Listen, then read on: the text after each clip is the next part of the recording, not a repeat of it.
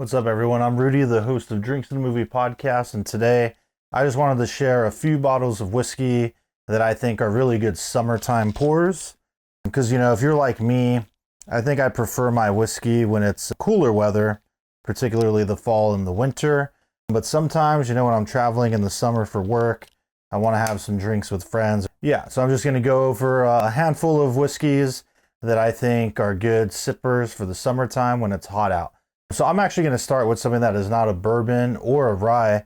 This is Sierra Norte Mexican whiskey made with native Oaxacan red corn. So this is their red corn variety. They do quite a few. If you've been watching the show, I've tasted through all the ones I could get my hands on. I even had the master distiller Doug French on the show before, so you can go check that out if you're interested. If you haven't tried Mexican whiskey and you see these at a bar, go and give them a shot. There is black corn, purple corn, yellow corn, white corn, red. There's a rainbow. There's a green one that I think is super rare that I don't think you can get in the US that I need to try sometime. But quite possibly my favorite is the red corn. These are all coming in, I believe, 90 proof. Yeah, each one is 90 proof. And they are, again, not bourbon or rye because it's not American. It's Mexican whiskey.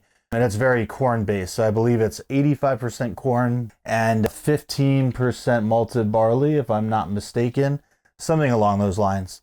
And what I really like about this one is I think this might be the sweetest one of the bunch. And so that really, gets me in that summer mood. Like in the summer, I want something that's like a little more light, which is, something I don't say often. Something that might be a little more sweeter, a little bit brighter. This one, again, coming in at 90 proof isn't too bad. And right now, I definitely get that. You can tell it's like red corn. Like I imagine if I was among the corn somewhere or I saw just like a pile of the corn and the shucks, that would be the scent. But with some cinnamon on it. Cinnamon, almost like a snickerdoodly kind of vibe. So that's the one I poured in my glass just now. I dig it. A little hint of a bite. It definitely reminds me of when I was a kid at the mall. There would be this vendor that had popcorn, but it was like candy coated in all these different colors. It kind of reminds me of that. Now, it's not ultra sweet. It's not just like super sugar forward or anything, but it reminds me of those flavors. It comes close to that. It does have a little bit of a bite and a spice off the front, but it gives well into that kind of candy corn vibe. Has just enough of like a little spice on the front, but it goes down really easy. It's still 90 proof's kind of light, but it's not, too light, I'd say, if that makes any sense. But yeah, I've done a review on this before, and I did a blind tasting in previous episodes. So if you want to hear me dig into it a little more, you can go and check this out. Yeah, but that's what I'm enjoying right now. That's Sierra Norte Red Corn. So another kind of option here is Wild Turkey 101. Right now, I just have the rye with me. I would say the bourbon and the rye. So their rye, I think, is good.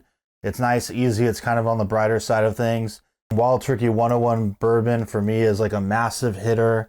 And last year when I was traveling around the summer, I'm in really hot environments. And then at the end of the night, when I'm chilling in the AC, I want to have a drink. Like Wild Turkey 101 completely hit the spot. So this one's the rye. Again, I'd say the rye and the bourbon are just both great, especially the bourbon.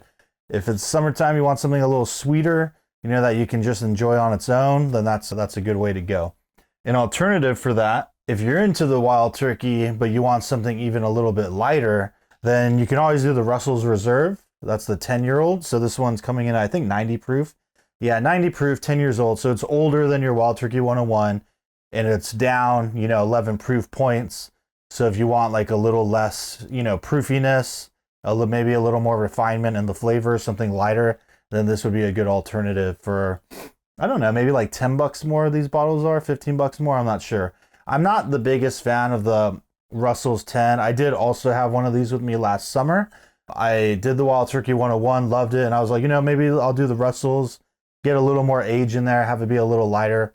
But for me, it always comes off just a little too light.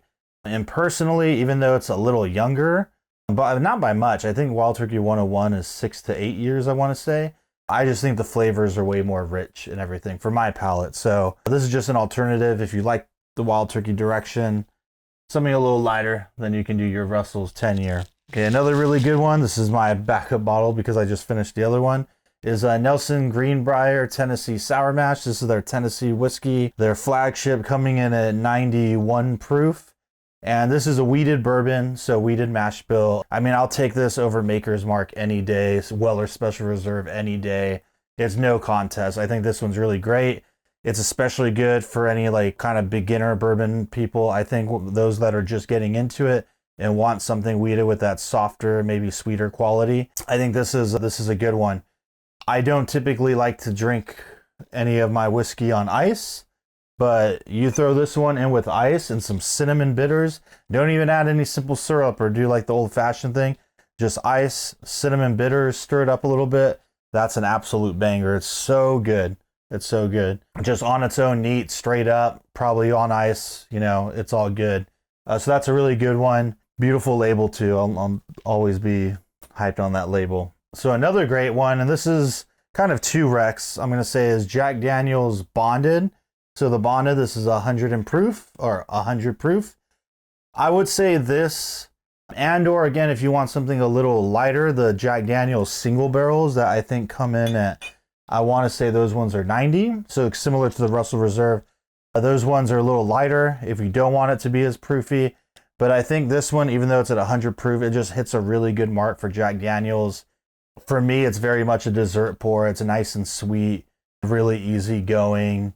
And yeah, it is 100 proofer that I would gladly, you know, drink at the end of the night of like a hot, like humid day. Yeah, so Jack Daniel's Bonded and single barrel. Next one, I'm actually gonna pour a little bit of this right now, is Nelson Bros Rye. So you've heard me talk about this one a few times. I've reviewed it. I've done it on the show more than once. I'm pretty sure I've done it in some blinds as well, put it in some other videos. I think this is a really good beginner rye for sure. I mean, it's a good rye for anybody. If you like rye, definitely go ahead and try it out for sure. If you're someone who's just beginning to get into whiskey and you're not sure about rye, you think it might be too spicy or heavy or whatever, I implore you to try this one. It's a really good one, coming in at 92.5 proof. It's very bright. It has the rye spice, but a lot of sweetness to balance it out. And I feel that it has like a citrus quality. Like every time I try it, I have this orange citrus kind of vibe I get off it. Definitely summer rye kind of thing. That's good. For me, it gets better and better and better. The first time I broke the seal on it, I wasn't super thrilled. I love everything Nelson's does, and I liked it, but I wasn't blown away, you know, but it does get better and better. And yeah, even now, it's super hot in here. I don't know if you can tell I'm sweating, but it's just bright. It's sweet. It does have a little bit of a corn forwardness. One of my podcast guests mentioned. I'd agree with that, even though I think the mash bill on this one is like 70-ish% rye, so it's not barely legal. But yeah, it's really good. Give it a shot. I don't remember how much these bottles cost. I want to say somewhere around the $40 mark, but summertime rye is the best way to put it. And I can tell you, it makes an amazing old fashioned. You throw this in an old fashioned, there's no going back. It is so good. So last but not least is we've got, here's the one, Henry McKenna, Bottled and Bond, 10-year-old. Single barrel. These are really good. I mean, everybody knows it. From what I hear, I mean, this is my second bottle of this I've had, or my third. I think it might be my third. They're good. They are pricey for what they are. And I noticed even at Total Wine, they definitely raised the price on them. They're like $74.99 now, whereas they used to be, I think, like $64 or maybe $69.